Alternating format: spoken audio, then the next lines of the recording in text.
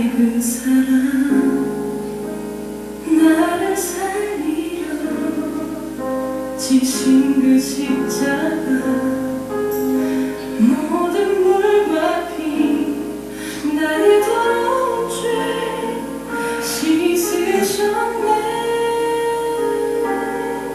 나를 향한 그 사랑 생명을 내어주사 영원한 생명을 내게 주심을 감사해. 천번을 불러도 내 눈에 눈물이 멈추지 않는 것은 십자가의 그 사랑 나를 살리려 하늘 보좌 버리신 나를 사랑하신 분 그분이 예수요.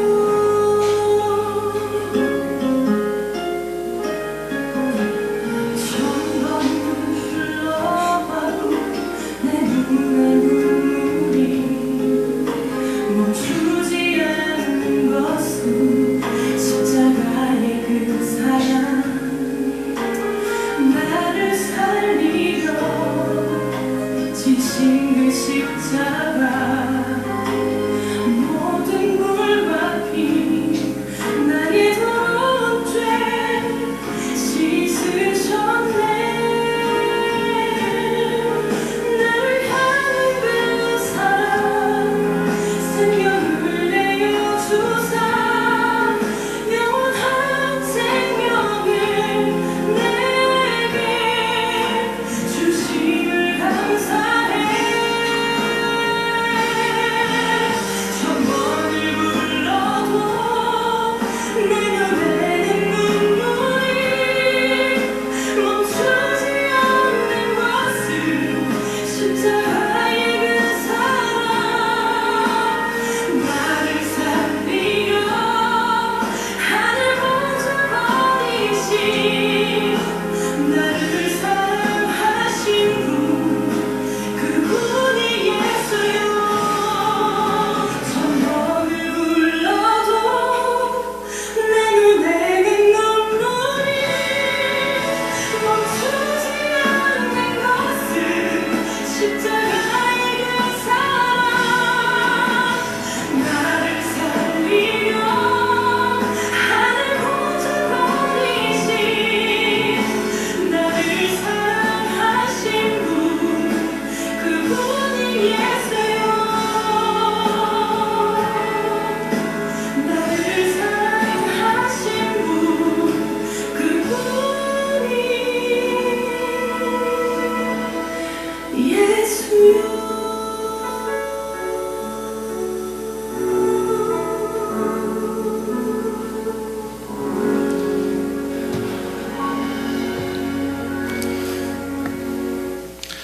예, 어떻게 보셨나 모르겠습니다. 천번을 불러도 예, 내 눈의 눈물이 멈출 수 없는 것은 십자가의 그 사랑이라고 하는 내용입니다. 과연 그럴까요? 천번을 불러도 이 세상에 한 사람이 태어나서 살아가는 동안에 본인이 발견할 수 있는 가장 크고도 위대한 발견은 예수 그리스도입니다. 단도직입적으로 말하면 세상에서 예수 그리스도와 비교할 것은 없습니다. 그런데 실제로 그렇게 생각하는 사람들은 많지 않습니다. 왜 그럴까요? 그 이유는 그 예수 그리스도의 가치를 모르기 때문에 그렇습니다. 사람은 가치를 모르면 귀한 줄을 모릅니다. 보석의 가치를 모르면 보석이 귀한 줄 모르고 함부로 취급하는 것과 같습니다. 시간의 가치를 모르는 사람이 시간의 소중함을 모르는 것과도 같은 거죠. 가치를 몰라서 그럴 수 있습니다.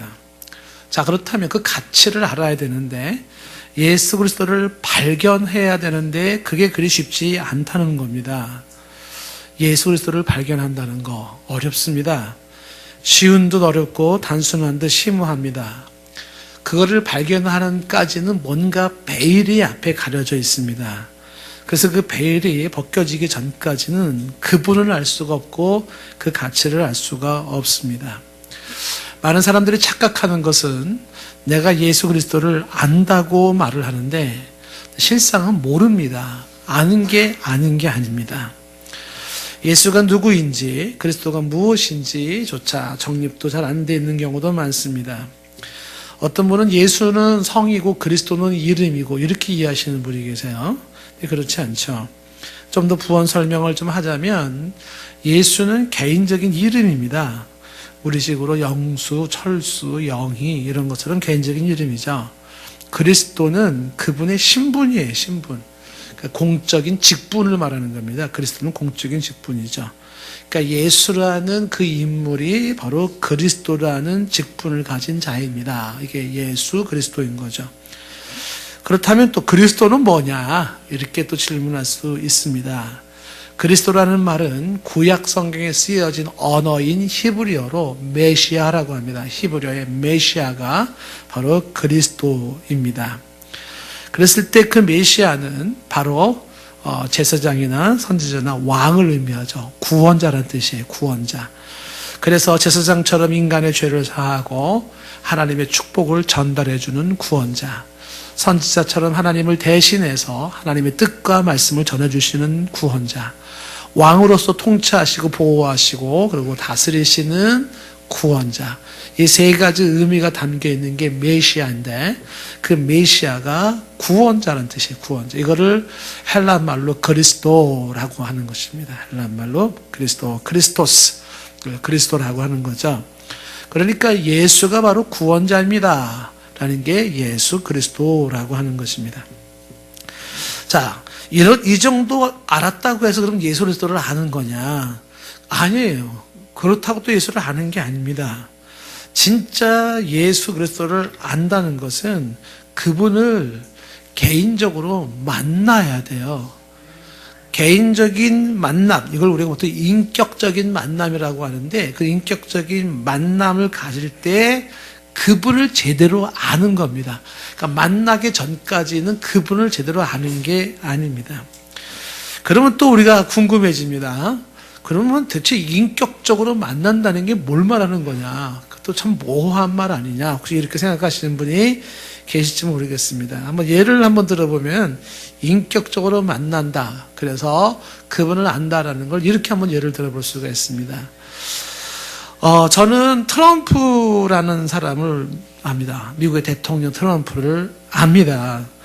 그분이 어떻게 생겼는지 사진에서 고를 수가 있습니다.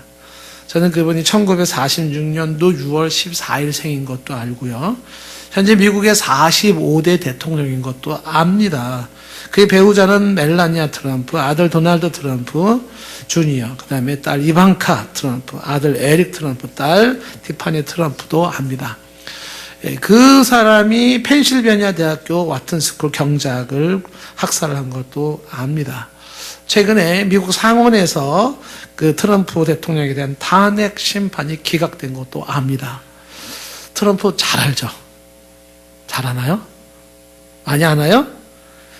근데 그게 아는 게 아니죠. 왜 그러냐면 제가 그분을 개인적으로 만난 적이 없어요. 그분과 개인적으로 교제를 해본 적이 없습니다. 뭐 같이 밥을 먹거나 운동을 하거나 그게 없습니다. 그분하고 저하고는요, 개인적인 친분 관계 형성이 안 돼 있어요. 친분 관계 형성이. 이거는 인격적으로 만남이 없다는 얘기입니다. 그 사람에 관한 인포메이션, 정보를 알고 있는 것과 그 사람을 만나서 교제하면서 친분 관계 속에 형성된 그 암, 그건 다른 거예요. 여러분들이 누군가를 안다. 그렇죠? 여러분 주변에서 누구를 안다. 그럼 그게 그냥 인포메이션을 아는 거냐? 아니면 정말 그 사람하고 친한 관계 속에서 그래서 그분을 아는 거냐? 차원이 다른 겁니다. 마찬가지로 예수님이 그리스도라는 이야기를 들었고 그것을 설명할 수 있다고 해서 예수 그리스도를 아는 게 아닙니다. 거기에서는 그분의 가치가 드러나지 않아요. 눈이 떠지지 않습니다. 근데 그분을 만난 겁니다. 아, 예수가 그리스도이구나라고 하는 것을 내가 개인적으로 만났을 때의 그 가치, 그 의미가 살아나기 시작을 하는 겁니다. 개인적 친분관계 형성이 이루어진 모습인 것입니다. 이거를 어떻게 좀 더 설명을 해야 될까라고 하면 굉장히 복잡해 설명하는 게. 왜냐하면 변수나 다양성이 너무 많기 때문에 그렇습니다. 그러니까 예수가 그리스도라고 하는 이것이 그분과 내가 만나는 이 만남은 다른 말로 내가 눈이 열려야 된다. 내가 내 인생의 예수 그리스도를 알고 받아들여야 된다. 뭐 이렇게 표현할 수도 있고요. 그리고 왜 많은 사람들이 천하에 비교할 수 없는 예수 그리스도의 그 비밀을 알지 못하고 그분을 만나지 못할까? 라고 질문을 던질 때는 대답이 여러 가지가 나오는 겁니다. 뭐 하나가 대답이 뭐가 있을 수 있냐면 본인이 예수 그리스도가 얼마나 필요한 존재인지 자신의 심각성을 모르기 때문에 그분에 대한 가치를 모르는 겁니다. 내가 얼마나 지독한 환자인지를 알 때에 지푸라기라도 잡고 싶은 이 병을 치료받고 싶은 애절함이 있을 때에 약이 약으로 눈에 들어오는 거예요. 근데 내가 그런 지독한 환자인 줄을 모를 때는 이 약이 약으로 그렇게 가치 있게 느껴지지가 않는 겁니다. 별 볼일 없이 여겨지는 거죠. 그러니까 사람이 자기가 내가 죄인이요, 내가 저주받은 백성이요, 죽은 심령이요, 사탄의 손아귀에 있고 하나님의 심판의 대상이라고 하는 자기 자신에 대한 처절함이 있을 때 그 처절함 속에서 날 구원하실 수 있는 예수가 그리스도 되신다는 사실이 눈이 확 열려버리는 거거든요. 그러니까 자기가 자기의 그 심각성을 모르는 그 예수 그리스도에 대한 그 절대적인 필요성도 느껴지지 않으니까 귀한 줄 모르는 겁니다. 그래서 한편으로는 자신이 큰 죄인이라고 깨닫는 사람이 이 사람이 그리스도의 그 가치 보물을 발견할 수 있는 축복의 자신의 타락한 모습이에요. 표현이 이상하죠? 축복의 타락. 그러니까 내가 축복의 부패죠. 어떨 때 그 타락과 부패가 축복이냐면 그것으로 나의 한계를 보고 나의 부족함을 알아서 예수 그리스도를 붙잡지 않고는 견딜 수 없게 만들 때 그건 축복의 타락, 축복의 부패가 되는 겁니다. 근데 이것이 또 가능할 수 있으려고 그러면 어떻게 되냐면 성령님이 역사하셔야 돼요. 그러니까 성령님이 역사하지 아니하면 사람이 내가 얼마나 지독한 환자인지를 보지를 못해요. 내 영혼이 얼마나 추하게 지금 썩어지고 있고 뭉그러지고 있는지 안 보입니다. 성령이 역사하지 아니하면. 그리고 그 나라는 인생의 처방으로서 주어진 그 예수가 그리스도 된다는 사실에 그 신비하고도 오묘한 기적의 그 놀라운 역사도 안 보이는 거예요. 그렇기 때문에 지금 많은 사람들은 어떻게 해요? 예수가 그리스도라고 하는 이 놀라운 발견을 하지 못한 채 살아갑니다. 심지어 예수를 믿는다고 말하는 사람들 속에서, 교회를 다니는 사람들 속에서도 그 예수가 그리스도로 내가 개인적인 만남이 없다는 거예요. 자, 오늘 말씀에 11장 오늘 말씀 4절 말씀에 보시면 이런 말씀 있잖아요. 우리가 지난 시간에 순결한 신부를 얘기하면서 예수 그리스도 외에 다른 신랑을 두지 마라, 그런 얘기 보았어요. 자, 그런데 이 연상선상에서 4절에 뭐라고 말하냐면 만일 누가 가서 우리가 전파하지 아니한 다른 예수를 전파해요. 다른 예수. 예, 표시를 해놓으세요. 다른 예수. 다른 예수를 전파한다. 그런 사람이 있다는 거예요. 다른 예수를 전파해요. 혹은 너희가 받지 아니한 다른 영을 받게. 다른 영. 다른 성령을 받게. 다른 성령. 허허, 이런 게 있나요? 그 다음에 혹은 너희가 받지 아니한 다른 복음을 받게. 다른 복음. 여기에 다른 예수, 다른 영, 다른 복음을 강조하면서 너희가 이걸 잘 용납하는구나 라고 하면서 비꼬는 겁니다. 비꼬는 거야. 어떻게 진정 예수 그리스도는 영접하지 않냐고, 그를 받아들이지 않냐고, 다른 예수, 다른 영, 다른 복음은 그리도 잘 받아들이냐. 기가 막히다라는 거예요.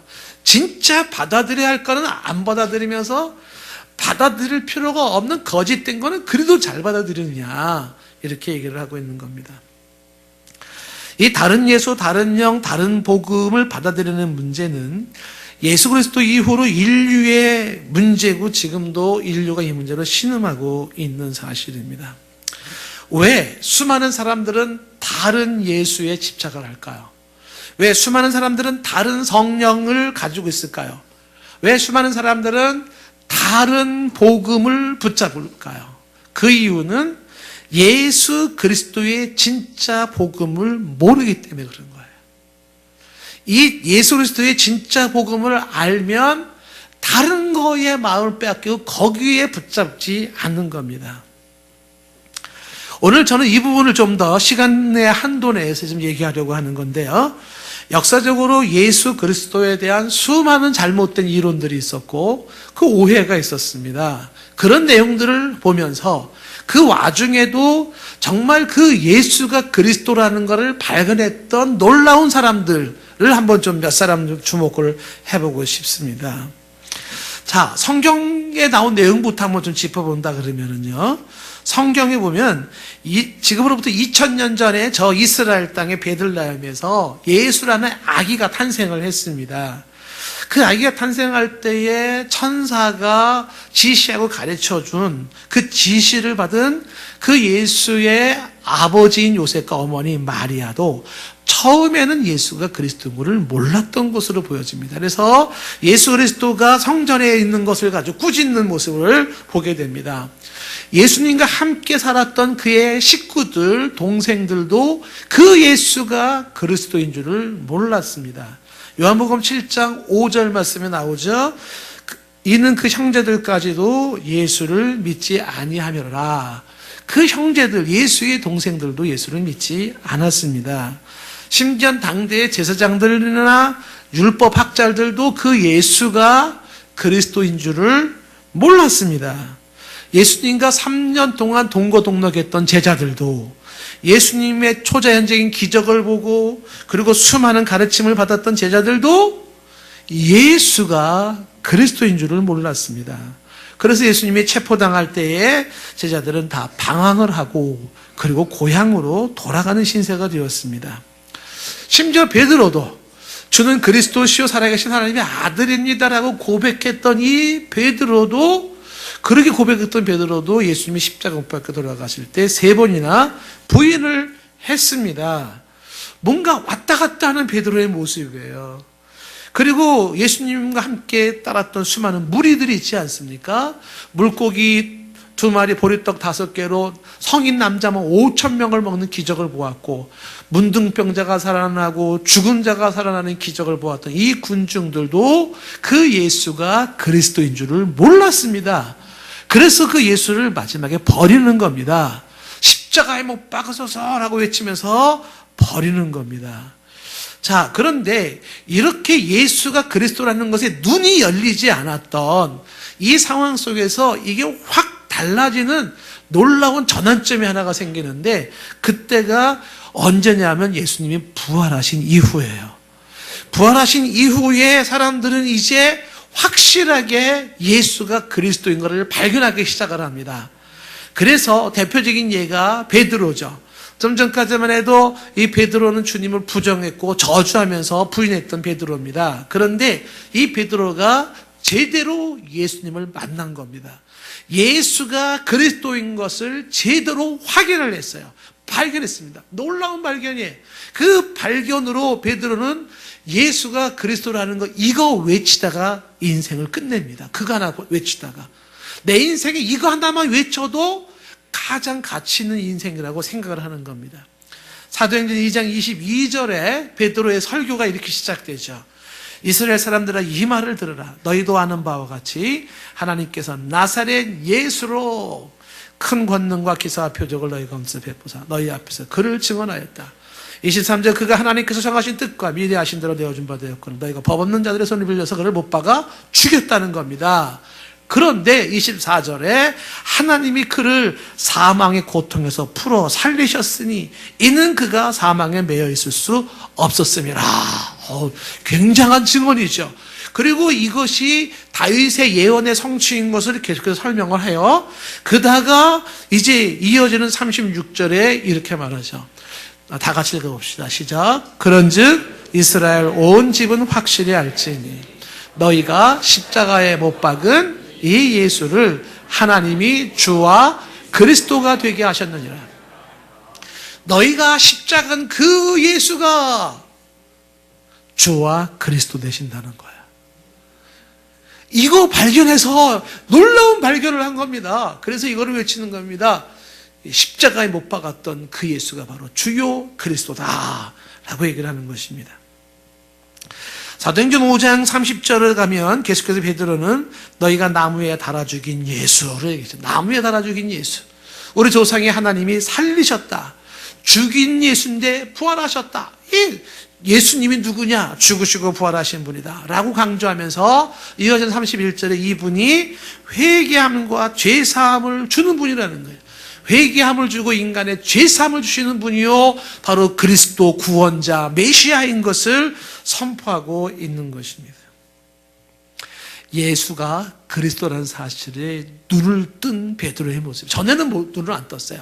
뒤에 눈을 뜬 사람의 모습입니다.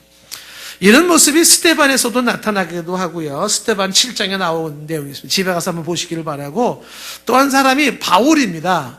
사도 바울의 경우가 원래는 이름이 사울이었어요. 여러분들이 잘 아시는 내용이지만 이 인물은 예수가 그리스도라고 고백하는 사람들을 잡아 죽이는 게 임무였습니다. 어떻게 예수가 그리스도가 될 수 있겠냐? 말도 안 된다. 그걸 강조하는 사람은 신성모독이다. 그래서 생업을 다 집어 던지고 뭐 했냐면 예수가 그리스도라고 외치는 사람들만 잡아서 감옥에 집어넣고는 죽이는 일에 전담했던 사울이었습니다. 오늘도 살기가 등등해서 이 예수를 그리스도라고 고백하는 사람들이 저 다메섹에, 시리아 다메섹에 지금 많이 있다고 하니까 거기를 잡아러 가다가 거기서 굉장히 놀라운 경험을 하죠. 예수님을 개인적으로 만나는 일이 생깁니다. 사도행전 9장 3절이죠. 길을 가다가 다메섹에 가까이 이르렀을 때 호련히 하늘로부터 빛이 그를 둘러 비쳤어요. 이 빛에 눈을 멀어버리죠. 장님이 되어버립니다. 그리고 음성이 들려온 거예요. 4절 말씀에 뭐라고 들려왔습니까? 땅에 엎드러졌는데 사울아 사울아 내가 어찌 나를 박해하느냐라고 얘기를 하는 거예요.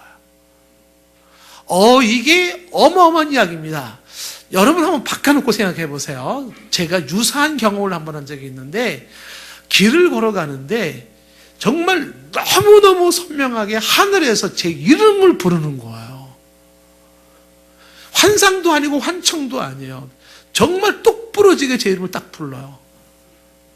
주변에 사람은 없죠. 저도 그 소리 듣고 얼마나 놀랐는지 모릅니다. 그리고 그때 주께서 저에게 주셨던 말씀이 있어요. 그 얘기는 굳이 하고 싶지는 않아요.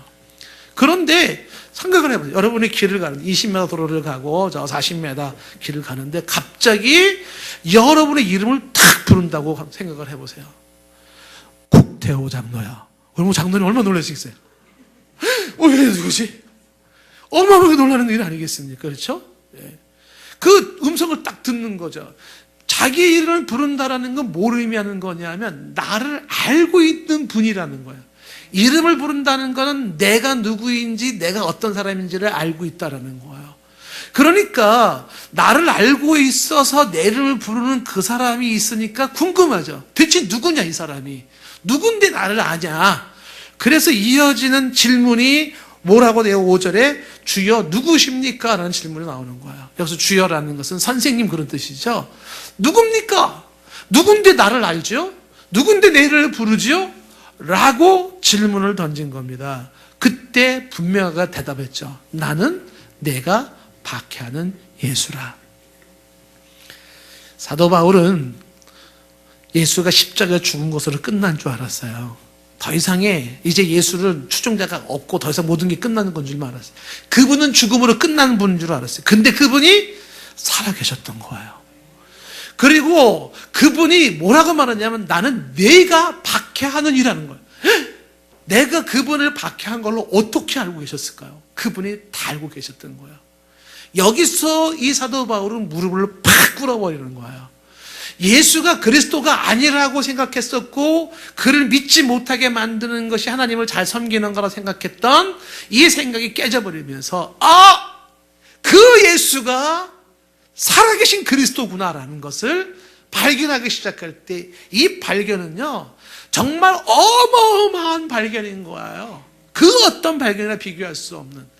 그래서 이 사건 이후로부터 이 사도 바울은 자기의 남은 평생의 인생을 하나에다 걸어버려요.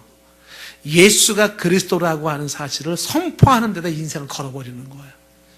이 발견이 사도 바울에게는 기가 막힌 발견이었습니다.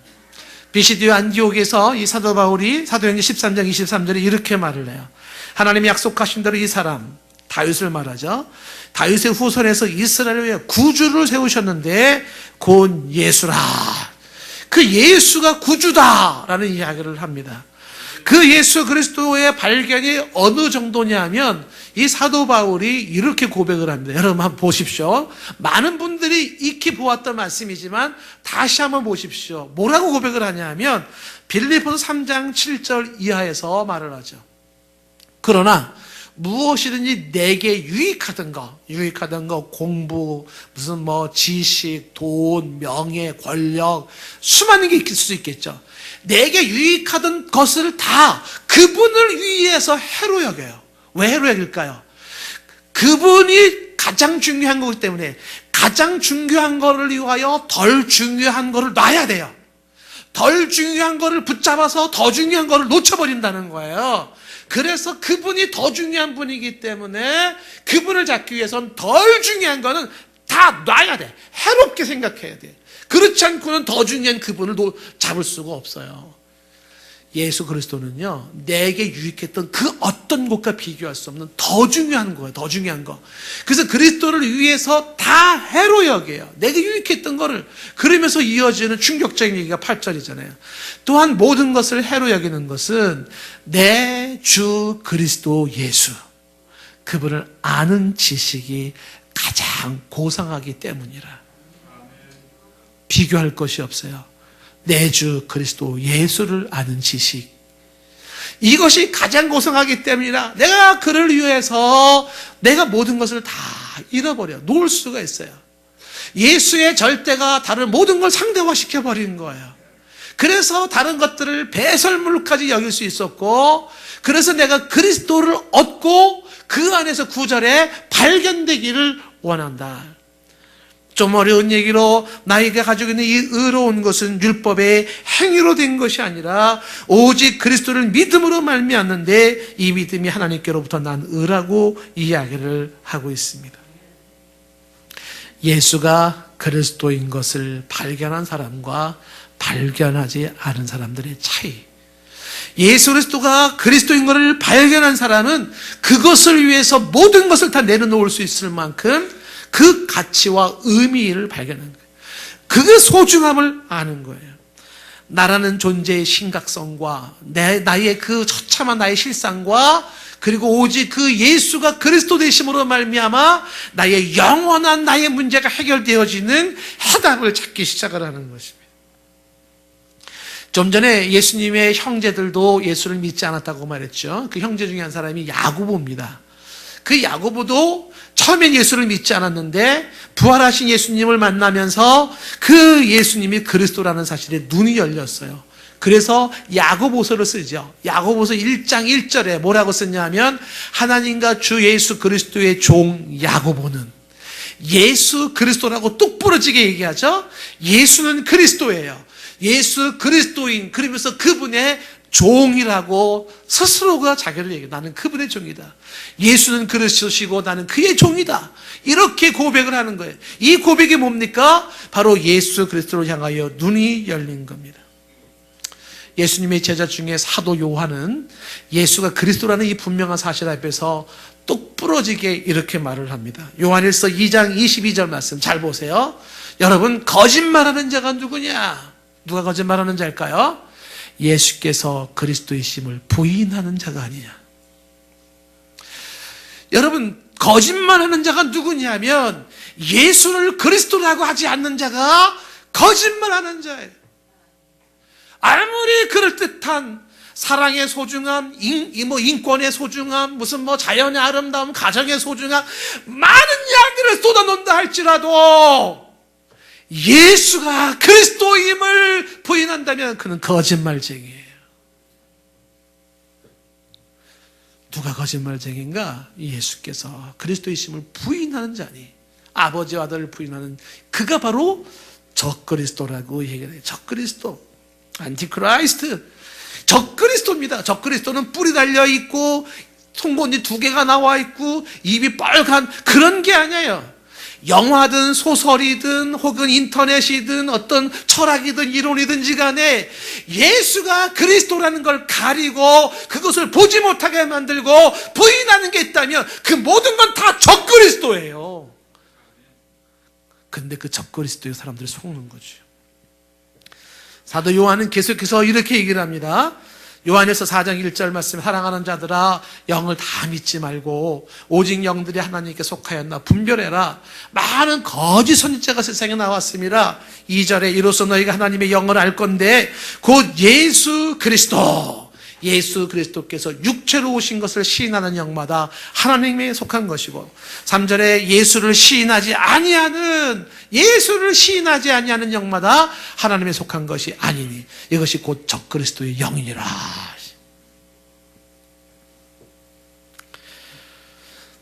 성경 밖의 이야기를 좀 해볼까요? 어거스틴, 우리가 역사적인 인물을 보면 예수가 그리스도라는 것을 발견한 사람과 발견하지 않은 사람들이 수두룩하게 쫙 내려오고 있지 않습니까? 어거스틴은 예수가 그리스도인 것을 몰랐던 사람이죠. 그래서 예수 그리스도라는 고백에도 관심이 없었고, 그 예수 그리스도라는데 그런 얘기 하면 화내고, 그리고 오히려 짜증내고 했었던 어거스틴이에요. 근데 그가 어느 순간에 자기 자신에 대해서 절망하기 시작을 했고, 자기 자신에 대한 괴로움 때문에 내가 언제 이 지저분한 내 인생을 끝내며 새 사람이 될 수 있을까 고민하기 시작하면서 로마서 13장 말씀에 글을 치기 시작했고, 예수 그리스도가 나를 새롭게 한다는, 예수 그리스도가 나의 구세주가 된다는 사실을, 예수라는 그분이, 십자가에 죽은 그분이 나의 그리스도가 된다는 사실에게 눈이 열린 어거스틴이 이렇게 고백을 합니다. 지구의 종말이 와서 세상 사람들이 다 떠나가고 나 하나만 지구에 남았다 할지라도 하나님은 나 하나를 위해서라도 예수님을 이 땅에 보내시고 그를 십자가에 못 박혀 죽게 하시며 피 흘리게 하셨을 것입니다. 이렇게 고백할 수 있는 것은 나에게 예수가 그리스도입니다라는 분명한 고백인 거예요. 예수가 그리스도이기 때문에 그는 그의 인생도 다른 제자들처럼 오직 예수가 그리스도라는 이 한 가지 사실을 선포하면서 그의 인생을 살아갑니다. 이런 사람들의 예를 들자면 한두 끝도 없습니다. 그렇죠? 사람을 팔아 인신매매했던 노예상인이었던 존 뉴턴도 예수라는 그분이 그리스도라는 사실을 발견하고 노예상인을 끝냈어요. 그리고 나 같은 죄인 살리신 어메이징 그레이스라는 노래를 만들고 영국의 교회에 목회를 했던 목회자가 된 사실이에요. 그 교회도 제가 가봤어요. 그리고 이런 사람들이 한둘입니까? 종교개혁을 이루었던 마틴 루터, 칼빈, 이런 사람들의 종교개혁은요, 세계 역사를 바꿔놓은 거, 단순한 종교개혁이 끝나는 게 아닙니다. 세계에서 공부를 해보면 알겠지만요, 세계 판도가 달라져 버려요. 근데 이런 사람들이 그런 거대한 그런 집단과 대항할 수 있었던 것이 뭐냐면 발견한 겁니다. 예수라는 그분이 그리스도라는 사실을 발견한 거예요. 루터가, 칼빈이, 찌빙글리가, 그 다음에 무슨 존 후스도 마찬가지고, 위클리프도 마찬가지고요. 예? 존 낙스도 마찬가지.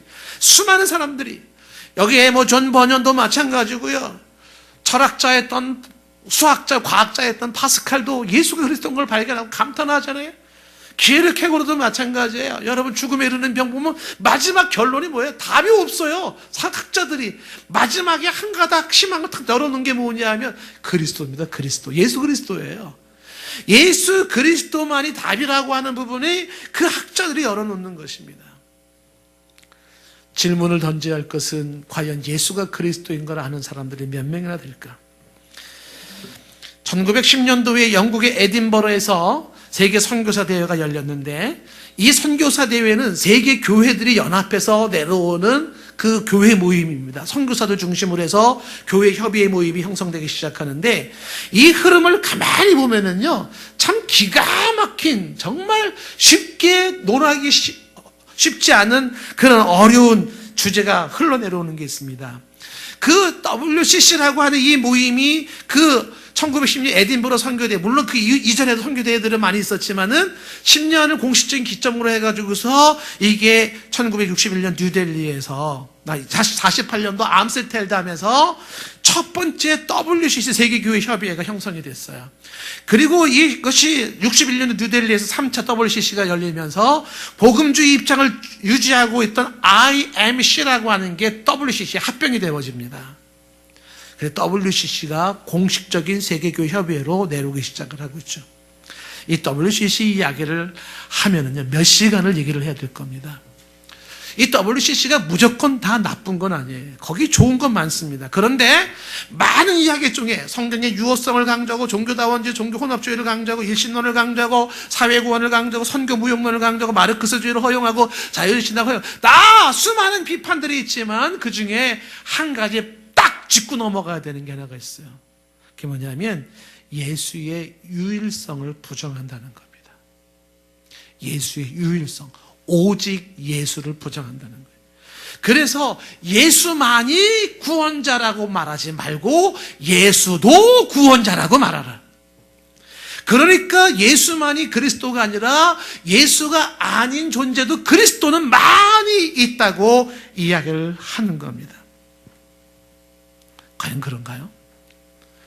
지금 혼란스러운 게 과연 예수만이 그리스도인가, 아니면 그 예수 외에도 또 다른 그리스도가 많이 있을 수 있는가 하는 문제입니다.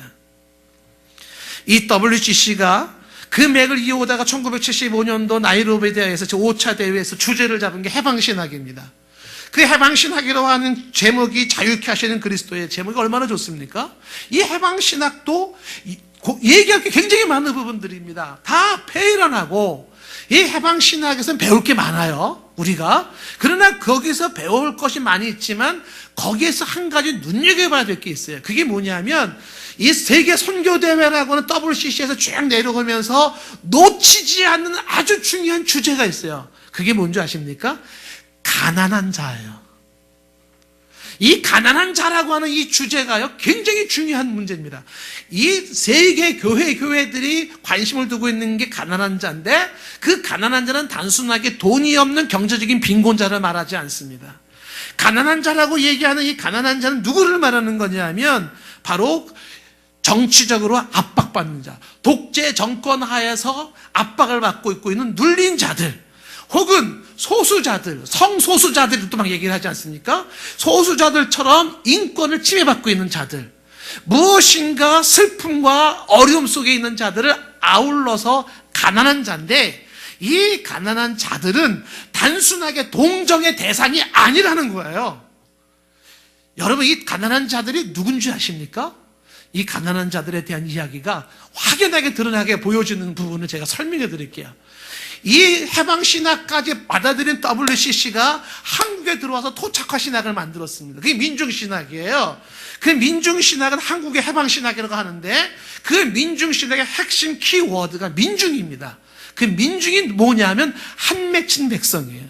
미국에서 공부할 때 가장 영어로 번역하기 어려운 단어가 한이에요, 한. 한국 사람들이 한을 영어로 번역이 안 됩니다. 그 뉘앙스를 살릴 수가 없어요, 맺힌 한을. 그래서 그냥 한이 영어로 한이에요. 그리고 설명해야 되는 겁니다.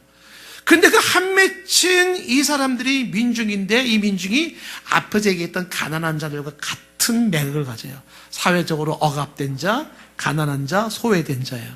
역사적으로 양반으로부터 한 맺힌 자, 가부장 제도에서 한 맺힌 여성, 일본 식민지하에서 한 맺힌 자들, 전쟁에서 한 맺힌 자들, 근대화 가정에서 가진 게 없어서 혹은 흙수저이기 때문에 당해야 했던 한 맺힌 자들, 이런 걸 다 아우르는 게 민중이에요. 그게 앞에서 얘기했던 가난한 자들입니다. 탈춤은 민중의 억눌린 감정을 예술로 승화했다. 그래서 현실을 초월하고 새로운 세계를 그리는 종교의 예술이다. 탈춤이 그런 거라는 거죠.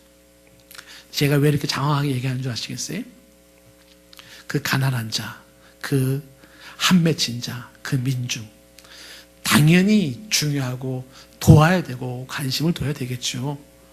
근데 그 한 맺힌 자, 그 가난한 자 민중이 예수가 돼버려요. 그분이 예수래, 그분이. 그게 예수래요. 그래서 이 WCC 중심으로 민중신학에서 제일 좋아하는 성경 구절이 마태복음 25장이에요. 예수님께서 한 오른편에 있는 자에게 나오기를 내가 줄일 때 먹을 걸 줬고 목마를 때 마시겠고 나그네 될 때 영접했고 헐벗을 때 옷을 입혔고 병들었을 때 돌봤고 옥에 갇혔을 때 보았다. 그러니까 오른편에 있는 의인들이 언제 우리가 그랬어요? 주님이 언제 옥에 줄였고 언제 목말랐고 언제 나그네 되었고 언제 헐벗었고 막 얘기를 하는 거예요. 그때 예수님이 뭐라고 말하냐면 마태복음 25장 40절 말씀이 이렇게 말해요. 뭐라고 말해? 내가 진실로 너희에게 이르는데 너희가 여기 내 형제 중에 지극히 작은 자 하나, 이 지극히 작은 자 하나가 가난한 자, 민중, 한 맺힌 자라는 거예요. 그들에게 한 것이 곧 내게 한 것이라고 이야기를 하고 있고, 그들에게 하지 아니한 것이 곧 내게 하지 않은 것이라고 이야기를 합니다. 그래서 이 말씀을 가지고 어떤 등식이 나왔냐면 지극히 작은 자, 가난한 자, 민중, 가난한 자들이 이퀄 예수가 되어버려요. 그들에게 한 것은 예수에게 한 것이고 그들에게 하지 않은 건 예수에게 하지 않은 것이라고 이야기를 합니다. 여러분 어떻게 생각하시나요? 자, 얘기를 끝까지 들어보세요. 우리 지난번에 스데반 돌봄을 다녀왔어요. 가가지고서 우리 주변에 소외된 자, 병든 자들을 돌봅시다. 주제 그거예요. 돌봅시다. 그 얘기를 하면서 그들을 돌봐주는 것이 바로 예수님을 섬기는 방법이라고 얘기를 해요. 그리고 우리 가르쳤던 그 목사님께서 선배 목사님인데 이렇게 우리한테 따라하게 했어요. 옆 사람 보면서 막 얘기하라는 거죠. 당신이 나의 예수입니다. 당신이 나의 예수입니다. 얼마나 은혜가 되는지 몰라요. 그래서 부인과 남편이 서로 얼굴을 바라보면서 당신이 나의 예수입니다. 저 집사람은 저보고 안 하더라고요. 네, 이제 그렇게 했어요. 그걸 뭘 얘기하는 거냐면 예수를 섬기는 모습으로 그렇게 해라. 갔다 왔어요. 우리 동산교회 왔습니다. 밥을 먹는데 제가 우연히 들었습니다. 거기 갔다 오신 권사님 한 분이 저 집사람한테 사모님 당신이 나의 예수입니다. 딱 그랬어요. 그리고 집사람이 남이 들으면 이단인 줄 알겠어요. 거기서 말하는 것은 가난한 자들을 예수님처럼 사랑하고 돌봐야 된다는 건 말을 하죠. 그런데 분명히 짚고 넘어가야 되는 게 가난한 자들이 예수 맞나요? 소외된 자, 한 맺힌 자들, 우리 주변에 그런 자들이 예수 맞나요? 그들이 내 죄를 대속하기 위하여 십자가에 못 박혀 피 흘려 죽었나요? 그들이 나에게 새 생명을 주며 나에게 부활의 소망을 주신 분인가요? 이 혼돈은 지금도 계속되고 있는 거죠. 무슨 혼돈이에요? 누가 그리스도이고 누가 예수냐는 겁니다. 신학적으로도 루돌프 불트만을 중심으로 해서 사람들은 역사적 예수와 상징적 예수를 구분하기 시작해. 얼마나 많은 사람들이 역사적인 그 예수를 인정하지 아니하고 그 예수를 상징화시켜서 그 예수가 지금도 우리 주변에 너무나도 많다는 겁니다. 그렇게 이타적인 정신으로 그렇게 백성을 위하면서 그렇게 사랑으로 그렇게 헌신의 본을 보여줬던 그런 예수가 지금도 처체에 수도 없이 많다는 것입니다. 미국에서 공부할 때 교수님하고 한번 부딪혔던 것이 이 부분이었었어요. 토착화 신학을 이야기하는데 이런 얘기를 하시는 거예요. 교수님께서 각 나라마다 바로 그 예수 그리스도가 많이 있다라는 겁니다. 뭔 소리냐? 이스라엘은 성경에서 말하고 있는 그 예수 그리스도처럼 어떤 나라에서는 어떤 존재가 그 역할을 감당한다는 거죠. 백성들을 향하여 중보자 역할을 하고 우환을 막아주고 지켜주고 보호해주는, 그 중에 하나 예를 들면은 지금 돌아가신 조상님들에게 절을 하고 숭배하는 것은 그 조상님이 백성들을 보호해주고 지켜주고 저주를 막아주는 중보 역할을 하고 있으니 그 돌아가신 조상님이 바로 그리스도라고 이야기를 하는 것이, 예수의 역할을 그렇게 해서 감당을 한다는 겁니다. 제가 질문을 했습니다. 과연 그 돌아가신 조상님이 예수 그리스도가 맞는가? 그 돌아가신 조상님이 내 죄를 사하기 위하여 십자가에서 구약 성경에 말했던 속건제, 속죄제, 화목제, 이 죄를 대신하여 피 흘림이 없이는 사함이 없다 하연 그 피를 흘려 나를 사대죄를 사하신 분인가? 나를 죄와 사망에서 건지신 분이며 나를 지옥에서 건지고 새 생명을 주신 분이 돌아가신 조상님인가? 그분이 예수 그리스도인가? 반문을 했습니다.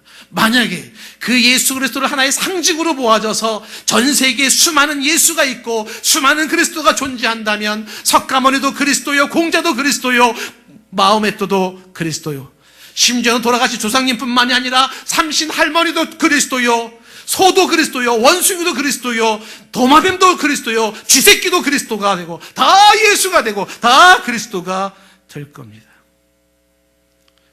다른 예수, 다른 복음, 다른 그리스도, 다른 영을 어찌 그래도 잘 영접하는 거예요. 1999년도 6월호에 교회와 신앙에 이런 글이 하나 실린 게 있었습니다. 한 분이 이렇게 얘기를 한 거예요. 예수님이 무학인 것처럼 나도 초등학교 졸업장도 없는 못 배운 사람이다. 예수님은 무학으로 율법학자 바리새인들을 가르쳤듯이 나도 무학으로 대졸자 박사들을 가르치고 있다. 예수님이 성경에 통달하셨을 때 나도 성경을 다 통달하고 있다. 이래도 내가 재림 예수가 아니란 말인가?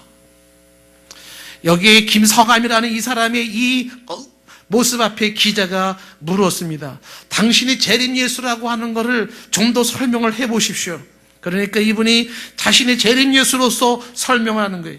초림 예수는 양띠였기 때문에 재림 예수는 소띠여야 하고, 오병이어의 역사처럼 오남매 중 맏아들이기 때문에 내가 재림 예수라고 막 얘기를 해요.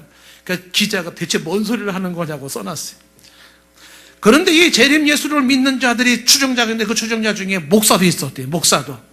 목사도 그분이 인터뷰가 뭐냐면 나도 처음에는 이분이 재림 예수라가 아니라고 생각했는데 이분의 얘기를 들어보니까 이분이 재림 예수가 맞다는 거예요. 그리고 이 사람들은 1915년도에 지구에 엄청난 환란이 주어질 거라고 자신의 구원방주에 들어오라고 얘기를 했는데 1915년은 이미 지나 지금 2020년 시대를 살고 있습니다. 그때에 이 재림 예수를 강조하고 있었던 이 김서감이라는 사람 앞에 또 다른 자칭 재림 예수였던 홍정효 씨가 이렇게 주장을 했습니다. 뭔 소리를 하는 거냐? 거론할 가치도 없다. 김 씨가 재림 예수가 아니라 내가 진짜 재림 예수다라고 주장을 했어요. 기자는 글을 쓰기를 이 두 사람을 만나게 해주고 싶다라고 그랬었어요. 누가 진짜 재림 예수일까? 얼마 전인가 저에게 책자가 이렇게 두꺼운 책이 돌아왔어요. 그 책 제목은 새하늘과 새 땅, 하나님의 나라 지상 천국이 가까웠다, 재림 예수를 믿으라는 책입니다. 그 책에 한국인의 한 젊은 사람이 사진이 딱 들어있습니다. 그리고 사진 밑에 설명을 했습니다.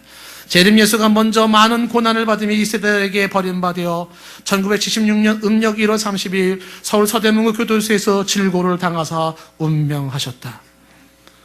이것은 이사야 53장 10절의 예언의 성취이다. 그 다음 장에 사진과 함께 재림 예수님께 안수받은 선지자의 모습이라고 나와 있습니다. 그리고 설명하여 재림 예수 구인의 선생께서는 1941년 음력 5월 9일 충청남도 부여군 온산면 신대리에서 탄생하셨다. 재림 예수 구인의 선생께서 30세쯤 되셨을 때 1971년 음력 1월 17일에 여호와의 신과 초림 예수의 영을 받아 신구약 말씀이 육신이 되어 대한민국 한국에 오신 것이다. 세상에는 예수도 많고 그리스도도 많고 하나님도 많고 성령님도 많고 선지자도 많아요. 누가 예수 그리스도인가? 예수님께서 마태복음 24장 23절에 이렇게 말씀하셨어요. 그때 사람들이 너희에게 말하되 보라 그리스도가 여기 있다 혹은 저기 있다 하여도 믿지 말라. 그리스도가 여기 있다 저기 있다 하여도 믿지 말라. 이어지는 24절 말씀에 거짓 그리스도들과 복수를 쓰고 있어요. 거짓 그리스도들이에요. 그리고 거짓 선지자들이 일어나 큰 표적과 기사를 보여 할 수만 있으면 택하신 자들도 미혹하리라. 건너던 26절 말씀에 그러면 사람들이 너희에게 말하되 보라 그리스도가 광야에 있다 해도 나가지 말고 보라 골방에 있다 해도 믿지 말라. 그리스도는 한 분이에요. 여러분이 될 수가 없습니다. 오늘 말씀 4절 말씀 다시 한번 읽어보십시오. 만일 누가 가서 우리가 전파하지 아니한 다른 예수를 전파하거나 혹은 너희가 받지 아니한 다른 영을 받게 하거나 혹은 너희가 받지 아니한 다른 복음을 받게 할 때 너희가 잘 용납하는구나. 기가 막힙니다. 눈물 나는 이야기인 겁니다. 어떻게 다른 예수, 다른 영, 다른 복음을 받습니까?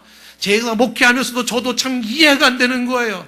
아주 이상한 곳에 빠져들어가는 사람들 보면 이해가 안 되는 것입니다. 갈라디아서 1장 6절 말씀에 이렇게 이야기를 하지요. 그리스도 예수의 은혜로 너희를 부르신 이를 이같이 속히 떠나 다른 복음을 따르는 것을 내가 이상하게 여기노라. 다른 복음, 예수가 그리스도가 아닌 다른 복음을 따르는 것을 내가 이상하게 여기노라. 7절 말씀에 다 같이 시작. 다른 복음은 없나니 다만 어떤 사람들이 너희를 교란하여 그리스도의 복음을 변하게 하려 함이라. 다른 복음은 없나니 너희들을 교란하여서 그리스도의 복음을 변하게 하려 함이라.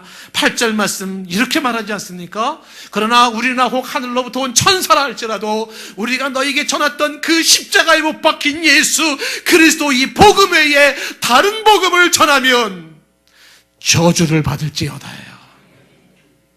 왜 저주라는 얘기까지 나왔습니까? 한 영혼을 영원히 살고 죽게 만드는 문제를 결정하는 데 있어서 어떻게 그 예수 그리스도 외에 다른 예수, 다른 그리스도를 말할 수가 있단 말입니까? 그러니 저주를 받을 만한 거죠. 다시 한번 반복합니다. 9절 말씀에 우리가 전에 말하였거니와 내가 지금 다시 말하노니 만일 누구든지 너희가 받은 것 외에 다른 복음을 전하면 저주를 받을 것이라고 말합니다. 예수님은 요한복음 16장 6절에서도 분명히 말했습니다. 내가 곧 길이요 진리요 생명이니 나를 말미암지 않고는 아버지께로 올 자가 없다고 말씀하고 있었습니다. 예수님만이 길이요 진리요 생명입니다. 그분을 통하지 않고는 아버지께로 갈 자가 없습니다. 사도행전 4장 12절 말씀에 다른 이로서는 구원받을 수가 없나니 천하 사람 중에 구원을 받을 만한 다른 이름을 우리에게 주신 일이 없음이라. 디모데전서 2장 5절에도 분명히 말하지요. 하나님은 한 분이시요 또 하나님과 사람 사이의 중보자도 한 분이시니 곧 사람이신 그리스도 예수라. 오늘 우리는 두 가지 질문을 요청받습니다. 그 예수는 내게 누구인가? 2000년 전 유대 땅 베들레헴에 탄생하시고 기적과 천국의 복음을 선포하시고 십자가에 죽어서 피 흘리신, 그리고 사흘 만에 죽은 후에 부활하신 그 예수, 그 역사적 예수는 내게 누구인가? 질문을 대답하셔야 돼요.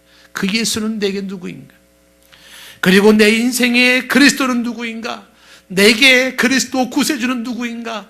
나의 그리스도, 나의 구세주, 그분은 누구인지 질문을 던져야 합니다. 예수가, 그 역사적 예수가, 그의 사건들이, 그의 십자가 사건이 바로 그리스도 메시아임을 분명하게 선포할 수 있는 그 발견한 자의 축복이 있기를 원합니다. 저는 여러분에게 백문백답의 질문으로 설교를 마치고 싶어요. 100가지 질문의 대답은 오직 하나, 예수인데 제가 추려가지고 몇 가지만 좀 얘기하고 싶습니다. 제가 질문하면 여러분은 대답을 예수라고만 대답하면 됩니다. 예수라고 대답하게 하면 돼요. 자, 질문 한번 해볼게. 대답해 보십시오. 구약 성경에 수천 년 동안 수많은 선지자들과 종들이 예언하고 이스라엘의 역사를 통하여 증언하고 있는 메시아는 누구입니까? 나를 위하여 이 땅에 오시고 내 죄를 담당하사 대신 십자가에 죽으셔서 모든 피를 흘려주신 분은 누굽니까? 하나님과 원수되었던 나를 화해시켜 주신 분은 누구입니까? 나를 죄와 사망에서 영원히 해방시켜 주신 분은 누구입니까? 나에게 영원한 새 생명을 주시고 부활의 소망을 주신 분은 누구입니까? 지금도 나를 위하여 하나님 우편에서 중보 기도하고 계시는 분은 누구입니까? 지금도 나의 왕이 되시고 세상의 왕이 되셔서 만물을 통치하고 계시는 분은 누구입니까? 지금도 나와 동행하시며 세상 끝날까지 함께 하시겠다고 약속하신 분은 누구입니까? 내 마음에 하늘의 평강 샬롬을 주시는 분은 누구입니까? 마지막 순간까지 내 손을 꼭 잡고 가시는 분은 누구입니까? 나의 눈에 눈물을 닦아주시고 나에게 영원한 소망을 주시는 분은 누구입니까? 나를 위하여 영원한 처소를 예비하시고 나를 기다려 주시는 분은 누구입니까? 이 땅의 모든 인간과 인류의 영원한 소망은 누구입니까? 세상에 그 무엇으로도 비교할 수 없는 가장 귀한 분은 누구입니까? 내가 부르다 죽을 그 이름은 누구입니까? 나의 주 나의 하나님은 누구입니까? 예수님입니다. 다른 예수는 없습니다.